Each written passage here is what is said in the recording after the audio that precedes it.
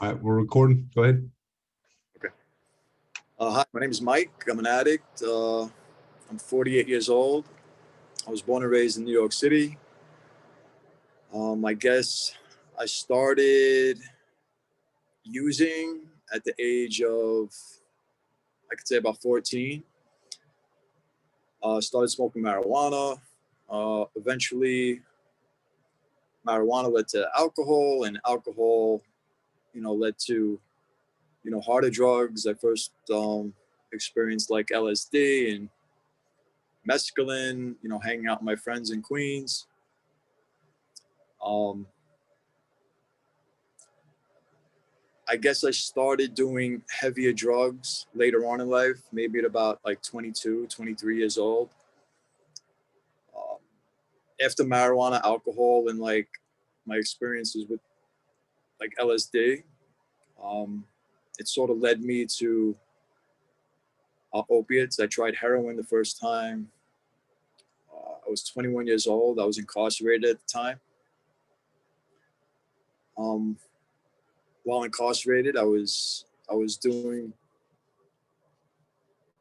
a 5 to 10 year bid for a robbery charge that I guess was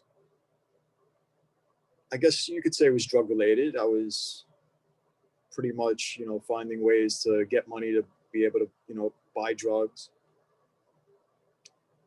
which led to a pretty lengthy prison sentence. Uh, so during the robbery conviction, while on Rikers Island, I did heroin for the first time, and from there, I dibbled and dabbled, during my sentence with heroin, but it never got to the degree of me having a serious addiction to it. I went in at 1995 and I came home in 2008, and from there, my heroin use got pretty serious. I went from doing about well, like two to 4 bags a day, and that led to about a bundle a day, which led to pretty much a serious like heroin addiction. Um, I went from sniffing heroin to shooting heroin, and then from there, just things took off to a pretty like frightening pace, and just turned into like a living nightmare, as like many heroin addicts experience.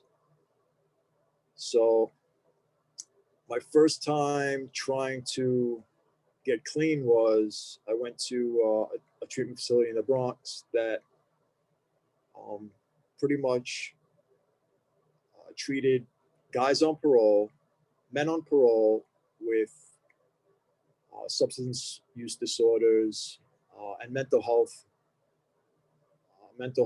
issues.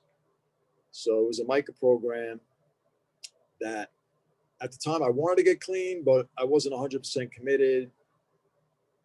Um, so like I said, I wanted to, but it really didn't. It didn't really happen until 3 or 4 attempts later. So in and out of treatment facilities from the age of like 31 to about 35. Then I decided to go on methadone. Methadone was a pathway for me that at the time I thought that me being on methadone, it was sort of like I'd see how I like functioned on it. And at first it wasn't too it wasn't too helpful for me because at the end of the day I would sort of feel a little anxiety thinking that I might have to like, supplement it with like a bag of dope to be able to sleep. Because at the end of the day, I feel like it was wearing off. And at that time, I guess I wasn't fully committed to like using methadone the way methadone is really prescribed. So wasn't 100% serious about methadone, was still using heroin on the side. Um, then that progressed to heroin and cocaine. So I was on methadone, heroin, cocaine. What really made the difference after that was an overdose. And it was funny. At the time, there was a dealer that I was working with, and on the street, everybody was letting it be known that be careful. This particular dealer had fentanyl, and it just intrigued me even more because I know fentanyl is pretty much a lot stronger. And I don't know, maybe I was on a little bit of a suicide mission, thinking that I can handle fentanyl. My first OD, my first experience with an OD, I believe involved fentanyl mixed in with the heroin. Um, and as soon as I shot it, I knew something was different. And um, I pretty much crawled. After the wave came on, it felt like I just lost my legs, and I practically like crawled to the bathroom, turned on the shower, got under the cold water, and sort of like willed myself out of like almost like losing consciousness. And that experience sort of wakened me up to sort of take methadone serious. Um, but still, I wasn't totally convinced at the time. I truly wanted to live until my second overdose. My second overdose involved cocaine, heroin, and I basically would do the coke, shoot the coke, and then chase it with heroin. And as soon as I shot the coke, I knew something was wrong. Like, I knew I wouldn't be able to handle the dose that I just administered to myself, and that it was a good possibility that was the defining moment. Like, I pretty much felt like I was going to die. So, um, God willing, I didn't. And I pretty much went to the hospital the following day because, like, I must have suffered from the cocaine overdose. I must have suffered from like a slight stroke, because after that, I've never felt the same. Um, Went to the hospital, went to the ER, got checked out. And I remember the doctor in the ER saying that, I, ex- I probably experienced um, the slight seizure and and slight stroke. So from that moment on, I pretty much went back to Mount Sinai, started attending groups, CBT groups at Mount Sinai methadone clinic. Um, got put on a dose of methadone that was comfortable to me. I believe I went on a 90 milligram dose of methadone, where I stabilized that. And God willing, that 90 milligram dose of methadone, I was able to feel comfortable throughout the day. The groups and my individual counselors there, from the nurses down to the peer advocates there, just encouraged me, inspired me, um, to keep on doing what I was doing. And I just went to groups every morning. I'd wake up, get dosed, go to my groups, and take care of appointments through HRA and Department of Homeless Services, because throughout the process, I lost my job. I got kicked out of my apartment. had the, and this was after the OD. So from the OD, to support my heroin and cocaine habit, I would boost. Hold on, Mount Sinai.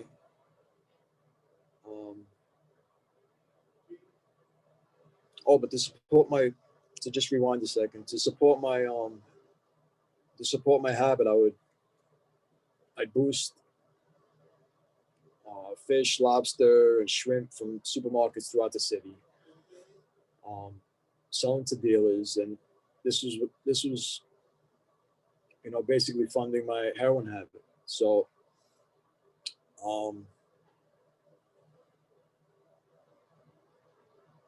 so to fast forward a little bit, went to Mount Sinai, started going to meetings. I was encouraged by everybody in the clinic, from the peer advocates to the nurses to the doctors to other people in the groups that shared their stories. And I just basically made a connection that encouraged me to,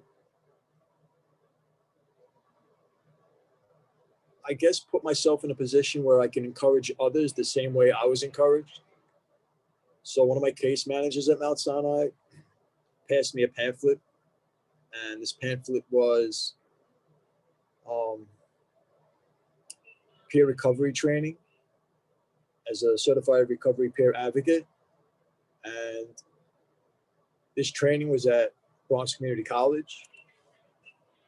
So it was a 10-month program where we would take classes on comprehensive health, community health worker certifications, also basic life support trainings with CPR classes, ethics training, classes on ethics. We had a certain amount of hours we had to fulfill an ethics training. Then from there, we would fill out an application. We'd send it to OASIS, which governs all treatment facilities in New York. The school program, the recovery peer program that sourced the training courses, basically funded the whole thing. They sent the application fees, the certification fees. So once the certifications came in, we set up a resume with basically previous work history involving recovery, and sent my resume out to a couple of different treatment facilities. And lo and behold, I was called back for a recovery peer advocate position. And I started working as a peer advocate. But it all basically started from my experience at Mount Sinai Methadone Clinic. And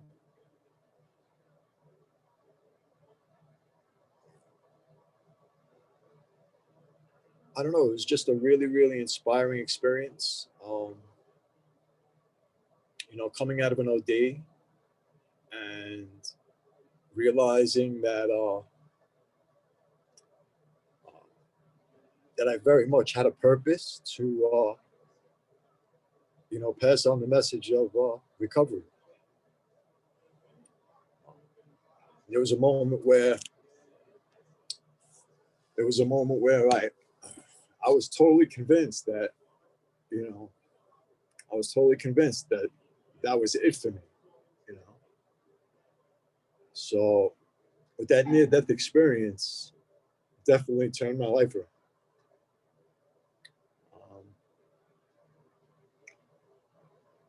But my pathway to recovery was pretty lengthy. It involved several trips in and out of treatment. It involved 5 or 6 relapses, but throughout the whole experience, man, I always had this.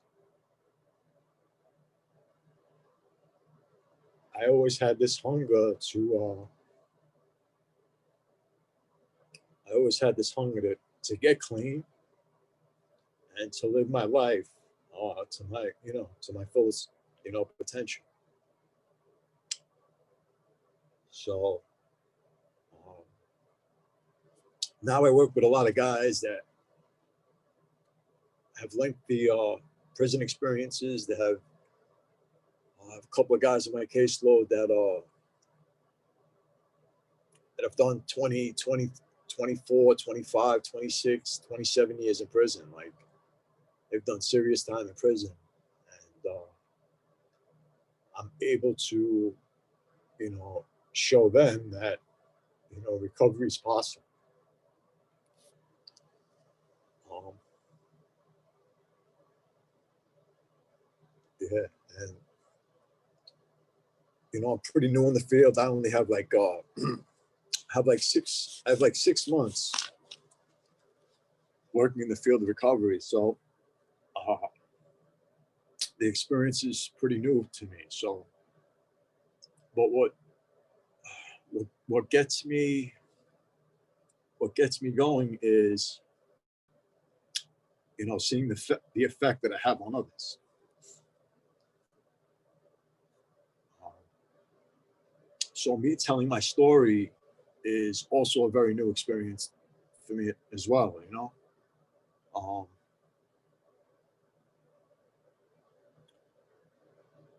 and it's heartfelt, and I dedicate my life to it. AA and NA is not only, as far as statistics are concerned, they do have a tremendous amount of people that recover from NA and AA. But from my experience, it wasn't necessarily my pathway. I've been to meetings, I've heard countless speakers speak, but it wasn't necessarily my pathway to recovery. My pathway to recovery was pain was a major factor for me, so it motivated me to search out other avenues of recovery, such as CBT meetings worked for me. Um, volunteering, doing outreach for outpatient facilities throughout New York worked for me. Just my experiences with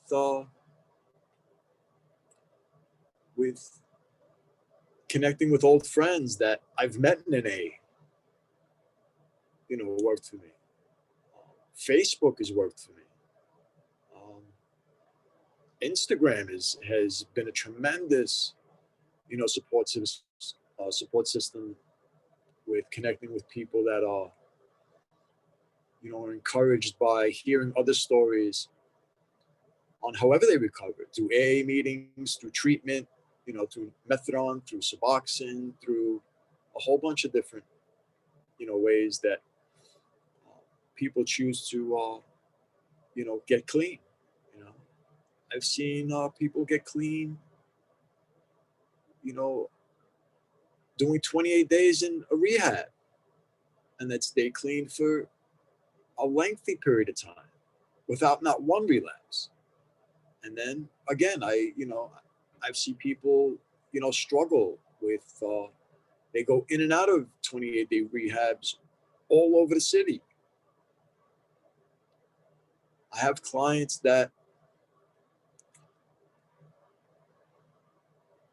I place them in long-term treatment that they stay 20 days, leave, and I do follow-up progress notes on them, and they are genuinely staying clean, like maybe 5 months later, which I find like awesome. Like, so there's definitely so many different ways people get clean. My way might not necessarily be different from anybody else's way.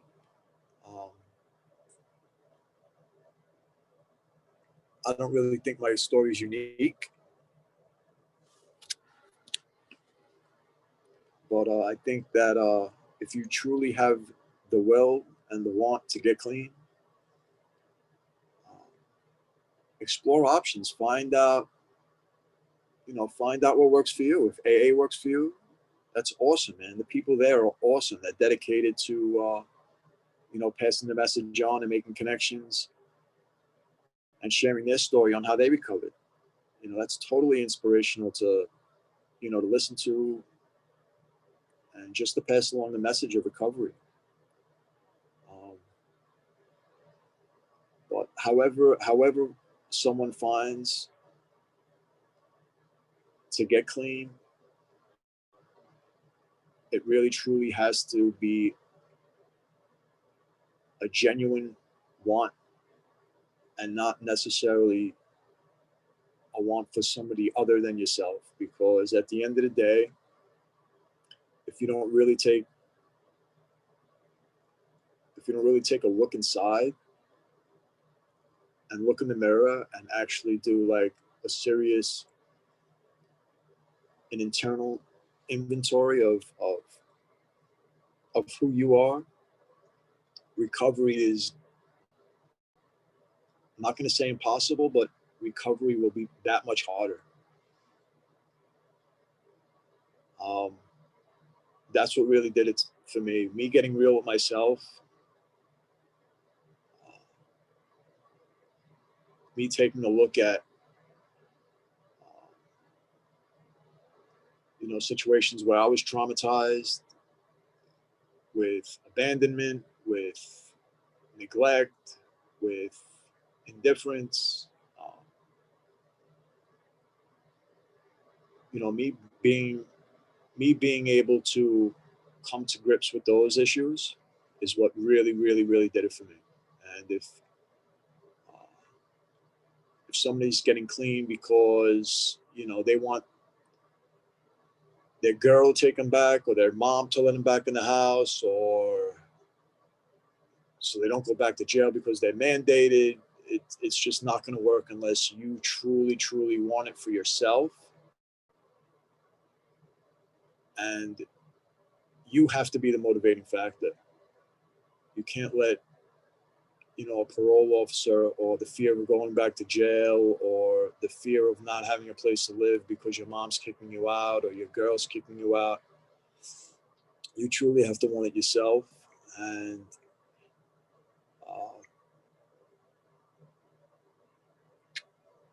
you truly have to really want it yourself. I know we only have a couple of minutes left. I just want to say that if anybody's interested in coming to my Instagram account, or you can reach me by email. My email is mikesnicenyc@gmail.com. You can throw me a message. I can give you a link to my Instagram account. I'm a peer advocate for a company called Center of Treatment Innovation out of Brooklyn. We're located 1665 Pinkin Avenue. We have a tremendous amount of motivated recovery peer advocates that work there, that place people into treatment, long-term, short-term, detox, MICA programs, if mental health is an issue. We do telehealth services where we sort of encourage people to get into treatment if they're resistant, or if they're willing, we can place them into treatment within an hour or two. We have a mobile unit. We can pick people up. We can bring them to detox throughout, any detox in the city, in 5 boroughs. We can just drive them there, quick, fast, in a hurry, as well as long-term and short-term treatment. And that's about it. Well, I super, super appreciate you giving me the opportunity to come on and share my story. Perfect. Perfect, bro.